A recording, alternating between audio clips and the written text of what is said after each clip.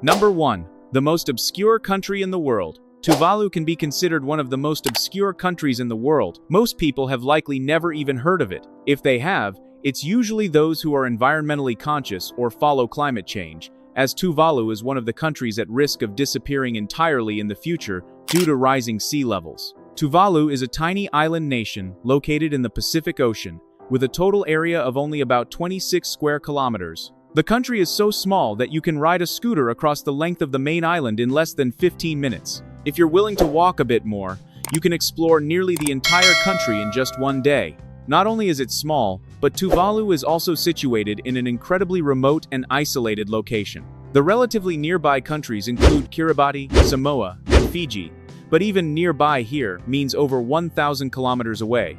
If Tuvalu's leaders want to fly to the U.S. for meetings at the United Nations headquarters, they would have to travel approximately 12,000 kilometers, nearly a third of the Earth's circumference. Because of its small size and remote location, Tuvalu has become one of the least visited countries in the world. Each year, only about 2,000 visitors come here, and this number includes both business travelers and those visiting family. Pure tourists, if any, are indeed a rarity. Getting to Tuvalu is not easy either. The country has very few flights connecting it to the outside world, and currently, Fiji is the main transit hub. This means you have to take multiple flights, endure long waits, and have almost no backup options if your flight encounters issues. To make matters worse, Tuvalu is frequently affected by storms and bad weather, so flight delays and cancellations are quite common. However, even after arriving, the challenges are not over. One of the biggest headaches for travelers to Tuvalu is finding accommodation. The entire country has only about a dozen lodging options, including one government-run hotel and a few small guest houses. Most of these places were built to serve international organization staff working here, so they rarely appear on online booking platforms. Many travelers have shared that they had to post on Facebook asking how to book a room in Tuvalu, and then proactively email each place one by one. The response is often just a brief line, "We are fully booked." In fact, there are many cases where they don't receive any response at all. Perhaps understanding that reaching their country is already a significant challenge, Tuvalu has one of the easiest entry policies in the world. Citizens from most countries can obtain a visa upon arrival. As long as you have made the arduous journey to get here, Tuvalu will not make it difficult for you again. Would you want to visit such a remote country? If so, please comment with the number 1. Number 2. A nation born from bird droppings. A rather shocking fact about Tuvalu is that the entire territory of this nation is essentially built on a pile of coral debris and millions of tons of bird droppings. It may sound a bit smelly, but without the collective bathroom breaks of seabirds over millions of years, this country would certainly not exist on the map. First, let's talk about this peculiar foundation. Tuvalu was not formed by volcanic activity or earthquakes like many other places. It began with coral reefs lying beneath the sea. For these reefs to rise to become land, nature relied on guano. Actually, this is just a fancy term for seabird droppings. This type of fertilizer is extremely rich in phosphates, and when mixed with coral debris, it creates a chemical reaction that forms a foundation resembling a kind of homemade concrete, sturdy enough for human habitation. Because of this, Tuvalu is a country that literally has no land. What the people of Tuvalu walk on every day is actually just crushed coral sand. In fact, you could scour the entire nation and not find a single natural pebble. There are no Rocky Mountains here, so if you want a stone to throw or to build a house, you have to import it from abroad, with costs potentially inflated by 5 to 10 times the normal price. Moreover, this sand soil is extremely low in nutrients and always salty, making it as difficult to grow a normal tree as if you were trying to plant flowers on a beach. Additionally, because it is a coral island, Tuvalu is extremely low-lying. The average elevation of the entire country above sea level is only about 2 meters. This means that if you are about 1.8 meters tall, you only need to stand on your tiptoes to be taller than the average height of an entire nation. The highest peak here reaches only 4.6 meters, which is equivalent to the second floor of a townhouse. With such flat and low terrain, Tuvalu is like a fragile leaf in the ocean. Whenever there are storms or high waves, the residents have no high ground to escape to, and seawater can easily sweep across the entire island. As mentioned earlier, Tuvalu is likely to be one of the first countries to disappear in the future due to climate change. Data from NASA satellites show that from 1993 to 2023, sea levels around Tuvalu have risen by 15 centimeters, which is 1.5 times the global average. It is projected that by 2100, when sea levels rise by another meter, 95% of Tuvalu's territory will officially become home to fish. Number 3. The island nation has nothing at all. Tuvalu is perhaps one of the few countries in the world where the list of things not available is longer than the list of things available. First of all, this is a country where you cannot dig into the ground to find drinking water. In most places, digging a well yields fresh water, but in Tuvalu, that only leads you to salt water. The reason is that this coral island acts like a sponge, with seawater seeping through the porous rock and occupying all the aquifers. As a result, 100% of the survival of the population depends on rainwater. Every household must have a tank to collect water from the roof. If it happens not to rain for a month, the entire nation will face a state of emergency due to water shortages. Next, this country has only one bank, and until recently, it didn't even have an ATM. Only recently did the entire nation get its first ATM, but it's more famous for striking than dispensing cash. If the machine breaks down, you have to wait in long lines at the bank to withdraw cash.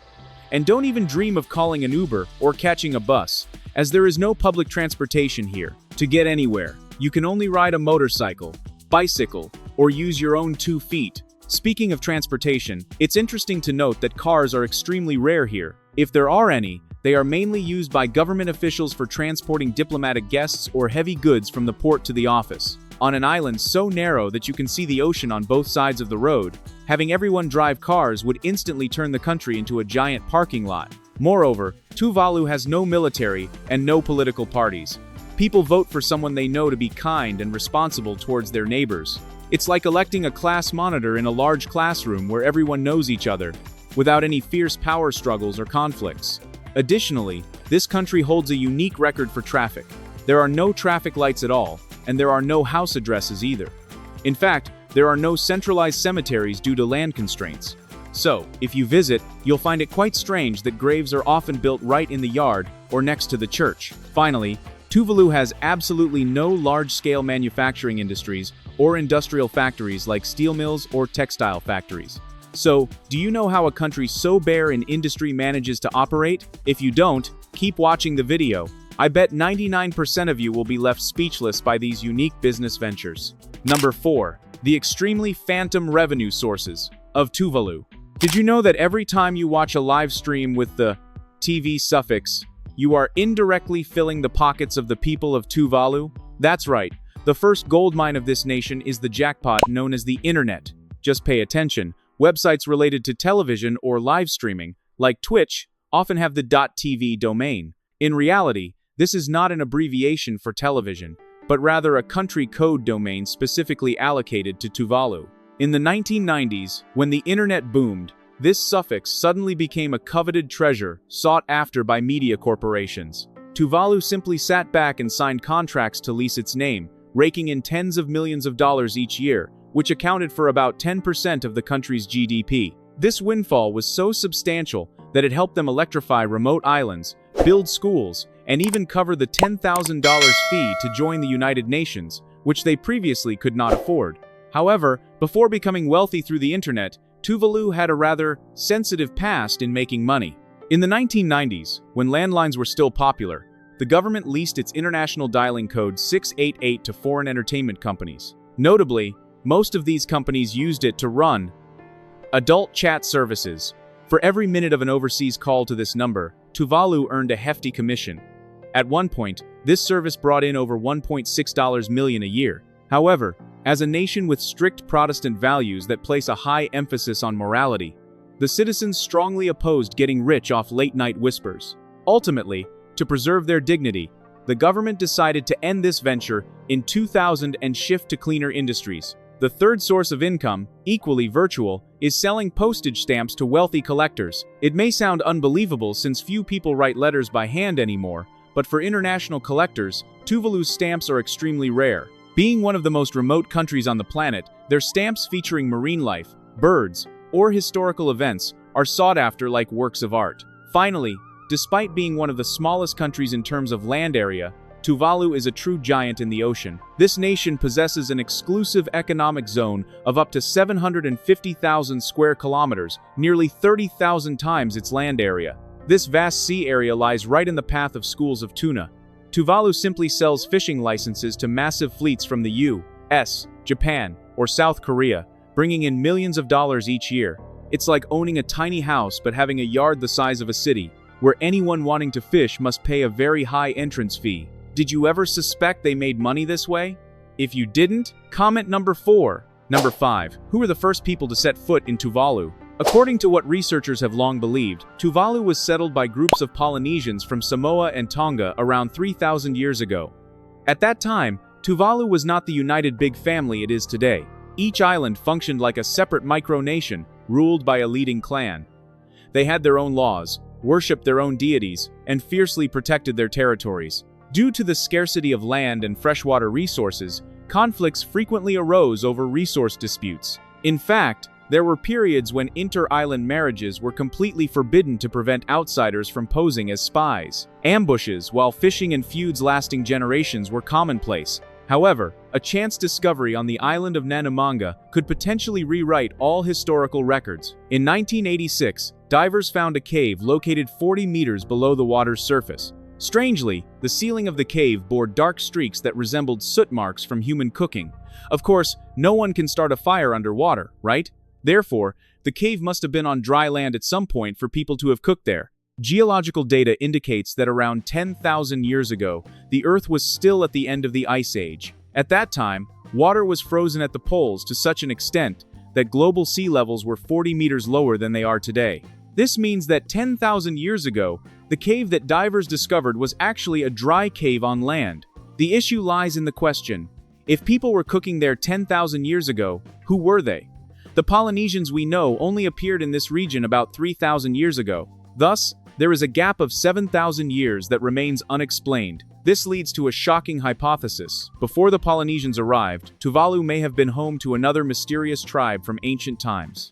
They lived there when Tuvalu was still a towering mountain, before the ice melted and rising sea levels swallowed everything. Unfortunately, due to the cave's depth and the strong currents, scientists find it extremely difficult to access and collect accurate samples for verification. As a result, the Nanamanga cave remains a significant mystery. It suggests that Tuvalu is not just a small island nation on the brink of sinking, but that it was once part of an ancient land with a history older than any recorded documents. Number 6. Interesting facts about Tuvalu. If you are someone who appreciates the precision of Swiss watches, you would be driven crazy by the concept of Tuvalu time.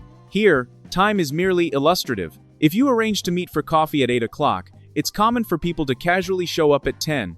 Even flights can take off 3 hours earlier or later than scheduled. Unless there are legitimate reasons like weather issues or running out of fuel, the locals enjoy a relaxed approach to time because the pressures of industrial life simply do not exist. With no bosses and no factory bells, the people of Tuvalu prioritize comfort and spontaneous conversations over punctuality. Another interesting and possibly shocking fact about this country is that if you have food and do not share it, you will be considered a sinner and shunned by the community. It may sound harsh, but when you consider Tuvalu's geographical reality, it makes perfect sense. In the past, before refrigerators, if you caught a large fish and didn't share it, the fish would spoil and go to waste. Sharing food is essentially a way of storing food in your neighbor's stomach, so that when you find yourself empty-handed the next day, they will feed you. The survival of the entire community relies on no one hoarding too much while others are hungry. Being shunned is the most terrifying punishment because in such an isolated place, losing the community's support means losing your means of survival.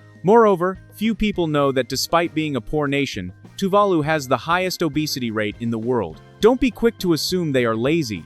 The truth is that the harsh natural conditions here make agriculture extremely challenging. The locals are forced to rely on canned goods imported from Australia and New Zealand. Cheap, fatty, smoked meat, packed with preservatives, has become their main source of calories. The lack of fresh food, combined with the Polynesian genetic predisposition to easily absorb fat, has inadvertently turned this paradise island into a heaven for diabetes and heart disease. Additionally, do you know what the official languages of Tuvalu are? They are English and Tuvaluan. Interestingly, the Tuvaluan language is incredibly diverse, boasting up to 50 words to describe the states of waves, none of which can be accurately translated into English. Unfortunately, this language is slowly dying. Many Tuvaluans are migrating en masse to Australia or New Zealand to escape rising sea levels. There, they use English more frequently, and their native language becomes a home language. Researchers warn that at this rate, in just a few generations, this language could completely disappear. Number 7. The Kingdom of Women.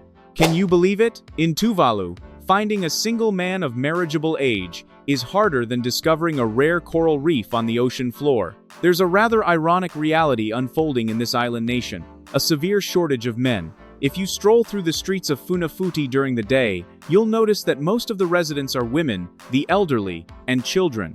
So where have all the men gone? The answer is that they are somewhere in the Atlantic or Indian Ocean. Since Tuvalu lacks factories or offices, the primary source of income for families comes from men working as sailors on international cargo ships. They often spend 1 or 2 years away before returning home for a visit. This has inadvertently turned Tuvalu into a kingdom of women, where wives and mothers must shoulder all responsibilities, from home repairs and gardening to raising children. The locals even have a rather sad term for these women: the lonely hearts. But don't mistake this for weakness. On the contrary, Tuvaluan women are perhaps the strongest and most versatile individuals you'll ever meet. The standards for beauty here are vastly different from the rest of the world. They don't need a slim waist, fair skin, or trendy outfits. A true beauty in the eyes of Tuvaluans must have skilled hands to weave traditional grass skirts and, most importantly, must know how to fish. You heard that right. There's a fascinating custom where if a woman wants to propose to a man she likes, she must catch a large tuna herself to gift him. This is the most practical test of capability, as it proves that the woman has the strength and skills to survive and raise children while her husband is away at sea for long periods. So, would you like to connect or date these lonely hearts? If so, leave a comment with the number 7, and I'll give you some suggestions. Number 8. The world's first virtual nation. To avoid being forgotten after their nation is swallowed by the ocean, Tuvalu has chosen an unexpected approach: to upload the entire country to the internet. Imagine this project as akin to playing The Sims or Minecraft, but on a global scale. Tuvalu is building a digital replica of itself in the virtual space. The first island to be uploaded to the cloud is Tuvalu, a tiny strip of land that you can walk across in just a few minutes and is also predicted to disappear the soonest. Experts are not only taking photographs, they are using laser technology and drones to scan every coconut palm, every grain of sand, and even the underwater coral reefs with centimeter-level accuracy. They even record the sound of the wind rustling through the palm leaves and the characteristic waves of the island, so that when you put on virtual reality glasses, you will feel as if you are truly standing there 100%. But why are they undertaking what seems like a frivolous task? In reality, many believe this is a brilliant economic loophole. According to United Nations regulations, a country must have land to claim ownership of its maritime zones and earn money from fishing. If Tuvalu were to sink, theoretically, they would lose an ocean area equivalent to the combined size of France and Germany. Therefore, by creating a digital version, Tuvalu aims to send a message to the world: our land may be underwater, but our nation still exists online. We still have a government, virtual citizens, and thus you must continue to pay us royalties for our maritime zones. For the people, life after losing land will take place on wearable devices. Even if they have to move to Australia or New Zealand, Tuvaluans can simply put on VR glasses to participate in village meetings at the virtual community house, Maniapa. Each person will have an avatar that looks exactly like them in real life. They can dance, sing, and perform traditional rituals together in a 3D environment. This helps them maintain the feeling of being citizens of Tuvalu rather than rootless refugees. Even more interesting, Tuvalu plans to move its entire administrative system to the cloud. You can register for marriage, obtain birth certificates, or even vote for the Prime Minister entirely online. It can be said that Tuvalu is becoming the world's first immaterial nation. What do you think about a country that you can only visit online? If you find this cloud nation idea amazing, press 1. If you still prefer the feeling of touching real sand, leave a 2. Number 9. The narrowest capital city in the world. The capital of Tuvalu, Funafuti, is perhaps one of the narrowest capitals in the world. The widest part of the city is about 400 meters, but there are sections that narrow down to a mere 20 meters. Due to its slender shape, the entire capital has only one main road running from one end to the other. In Funafuti, the concept of alleys or shortcuts is almost non-existent. If you want to go from point A to point B, you simply follow that road, never worrying about getting lost because there are no other paths to turn onto. The entire capital covers an area of about 2.4 square kilometers, which is just slightly larger than Disneyland in California. In such a small area, accommodating various types of buildings from government offices, banks, hospitals, to residential homes, means there is no space to build proper parks or playgrounds. So where do the locals go for recreation? The answer is the only international airport runway in the country. Yes, you heard that right. With only about 2 to 3 flights per week, the runway becomes a multifunctional playground for the entire capital 95% of the time. Every afternoon, as the sun sets, you will see hundreds of people flocking to the runway to play soccer, volleyball, jog, or simply sit and enjoy the sea breeze. In other countries, just stepping onto a runway could get you fined heavily, let alone playing on it like here. Funafuti is also home to Tuvalu's only prison. However, the prison is quite unusual, as it is located right in a residential area, without high walls or heavy guard presence. In fact, it is so open that from the outside, you can easily see the inmates going about their daily activities inside. The number of prisoners is very low, usually only about 2 or 3 being held at a time. These individuals are typically involved in minor offenses such as public drunkenness or domestic violence, rather than serious crimes. They are also allowed to go out regularly to perform community service, like picking up trash on the beach. Interestingly, the guards are quite lenient because they know that in such a tiny place, surrounded by the sea, the prisoners have nowhere to escape to. Number 10. The cost of living is so high it's hard to believe. If you think Tuvalu is a poor country where everything is cheap, you are mistaken. In reality, it is one of the places with the highest cost of living in the Pacific.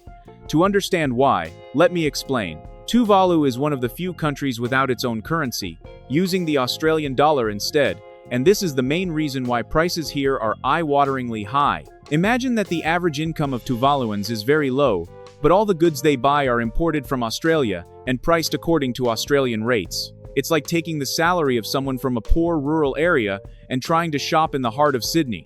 A light bulb or a roll of toilet paper produced in Australia, sold to Australians earning $30 an hour, is normal, but when it travels thousands of kilometers to reach Tuvalu, the locals, who earn only a few dollars an hour, still have to pay that price, or even more due to added shipping costs. Secondly, let's look at the absurdity of shipping costs. Since Tuvalu has no manufacturing industry, even bananas or bags of rice must be shipped by sea for weeks from Fiji or Australia. The logic here is that logistics costs skyrocket because the cargo ships travel such long distances but serve only a small group of customers. Notably, because Tuvalu has no goods to export back, the ship must return empty after unloading. To avoid losses, shipping companies have to factor the entire cost of that empty return trip into the price of each item on the outbound journey. As a result, you end up paying for shipping on a journey that carried no cargo back, causing the price of a can of meat to soar to $6, while a simple meal at a local eatery can set you back $15.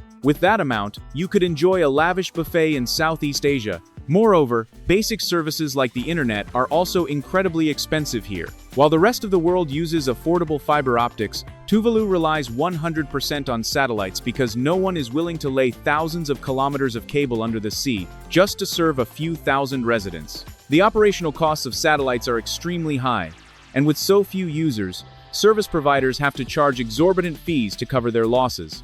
You would have to spend around $10 just to get 1 gigabyte of data at speeds reminiscent of the Stone Age. Downloading a photo or watching a short video clip could cost you as much as a day's worth of meals. So, don't be surprised by the high hotel rates. A simple room, sometimes lacking air conditioning or abundant drinking water, can cost between $70 to $100 per night. Why is it so unreasonable? Because everything from the mattress you sleep on to the bricks used in construction must be imported at high Australian dollar prices. They cannot charge less because the maintenance costs of everything brought in from abroad are too high. Number 11. Must-visit places in Tuvalu. Nanumea Island, located in the northwest of Tuvalu, is one of the largest islands in terms of both area and population. But what makes it memorable is not its size. During World War II, the U.S. military built a temporary airstrip on this island. Although the airstrip has long ceased operations, remnants such as old runways, abandoned oil drums, and rusting aircraft frames are still scattered around, creating an unofficial outdoor war museum. In addition to the war remnants, Nanumea is home to an ancient village called Lolua, which retains the traditional Polynesian village structure with stilt houses, a community meeting house, and fences made of coral stone. The villagers here continue to uphold traditional rituals such as dancing and singing in ancient styles, often held during religious festivals or village celebrations. This is also one of the few places in Tuvalu where you can hear elders recount oral stories from the pre-colonial era, such as how the Tongans once came here and were driven off the island by spear-wielding fishermen. Heading south from Nanumea, Niutau Island offers a completely different experience. It is one of the few islands in Tuvalu with a freshwater lake located in its heart. While the lake is not large, it serves as an extremely valuable source of fresh water, especially during the dry season. The local people dig wells around the lake to access water for daily use and have even constructed a manual drainage system to prevent rainwater from contaminating the lake. Beyond its survival function, the lake is associated with many local legends, such as the tale of a sacred fish that is believed to bring a bountiful catch if left unharmed for an entire year. Near the lake is an area known as Malay, the traditional village square, where residents gather to discuss communal matters. Niutau is also famous for its ancient courtship dances performed by both men and women, with songs that can sometimes last for tens of minutes without repeating. Some anthropologists have come here solely to document these songs, as they are not written down but exist only through memory and oral tradition. If you want to see the relationship between the people of Tuvalu and the sea most clearly, you should visit Nui Island. This island is crescent-shaped, surrounding a large lagoon where many traditional fishing activities take place.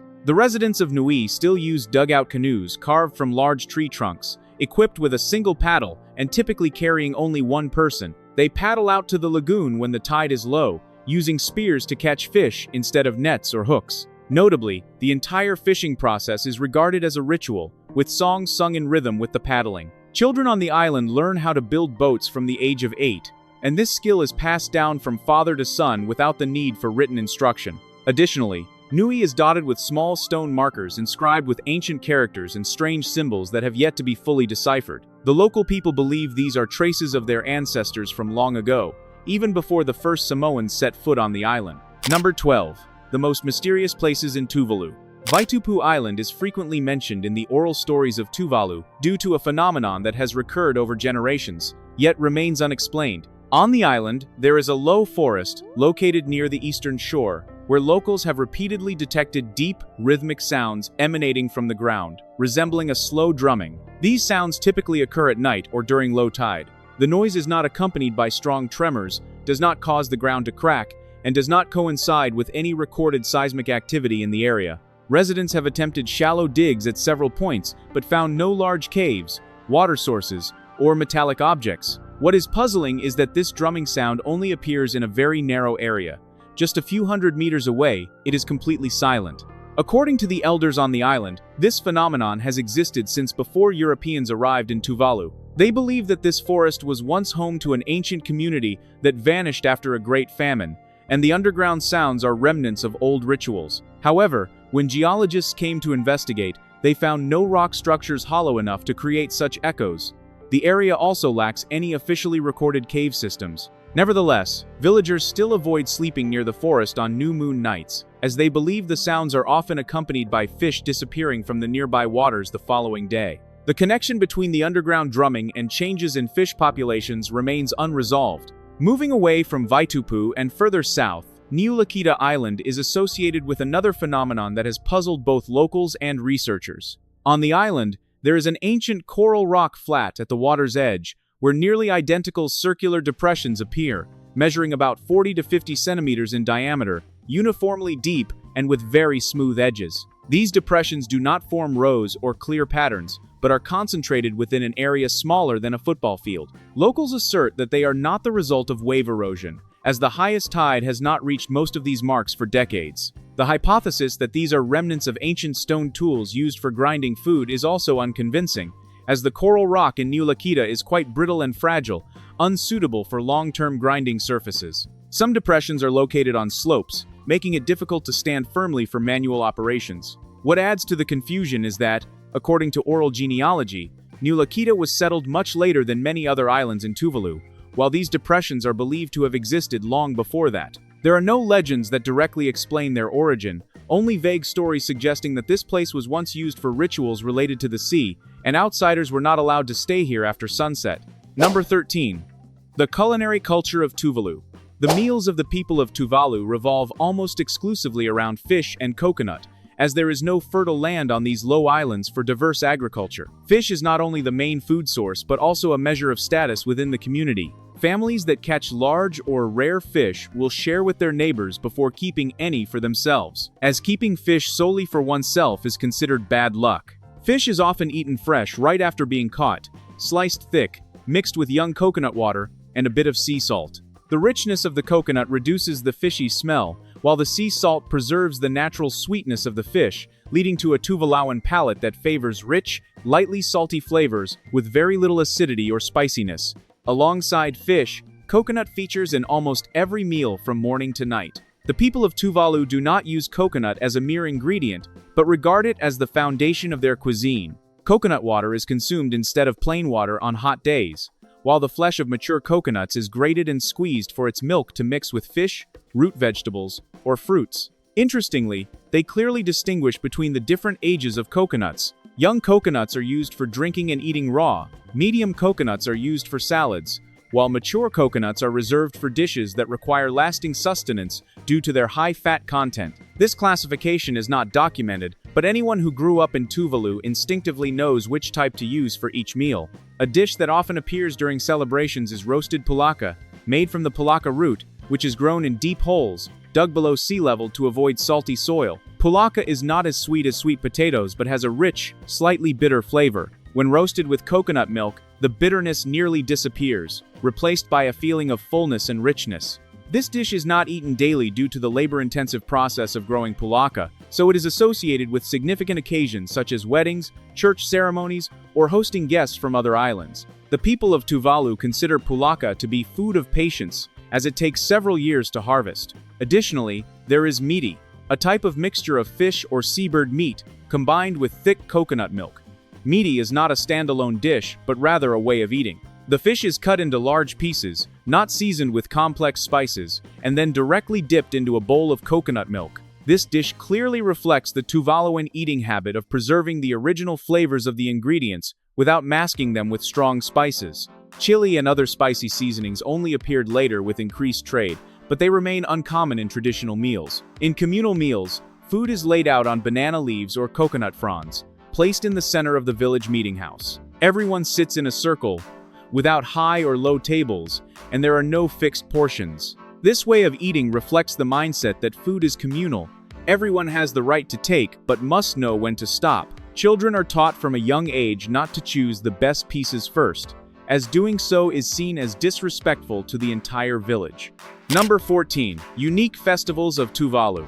Tuvalu Day Festival takes place on October 1st each year, and is the largest event of the year for this island nation, celebrated simultaneously across all islands. This day commemorates Tuvalu's official independence as a nation in 1978. In the days leading up to the festival, villages begin rehearsing dance and song performances, and decorating their community meeting houses known as maniapa. The central activity of the festival is the Faitele performances, a traditional form of song and dance characterized by strong drumming, collective singing, and sharp hand movements. Each island prepares its own unique performance to showcase its identity, while also engaging in a friendly competition with other islands. The festival does not occur on a fixed date, but is often associated with major annual celebrations, such as the Kilikiti Festival, which revolves around a traditional sport that is very popular in Tuvalu.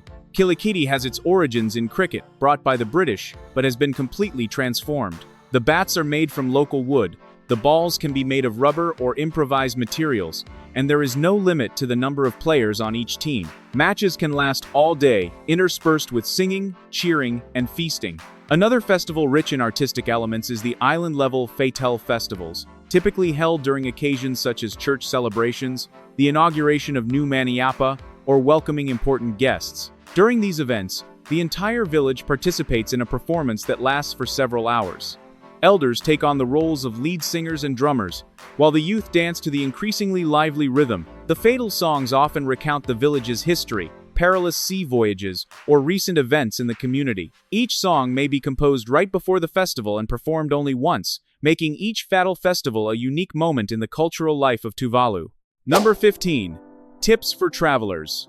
The first thing many tourists encounter in Tuvalu is that on Sundays, almost everything comes to a halt, Not only are shops closed, but inter-island boats, dining services, and even pre-arranged activities may be postponed if they fall on this day. The reason is that Sundays are reserved for church and family activities, so if you arrive on another island on that day, you will likely have to wait until Monday for assistance. Another common misunderstanding is the locals' invitations to eat.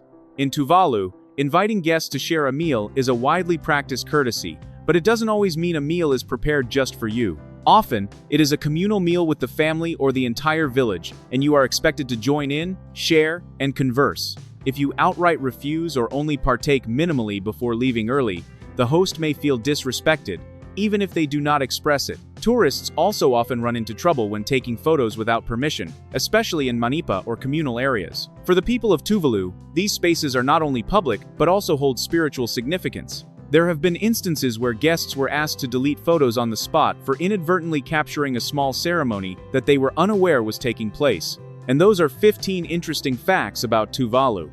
We hope these facts have provided you with a fresh perspective on this fascinating country.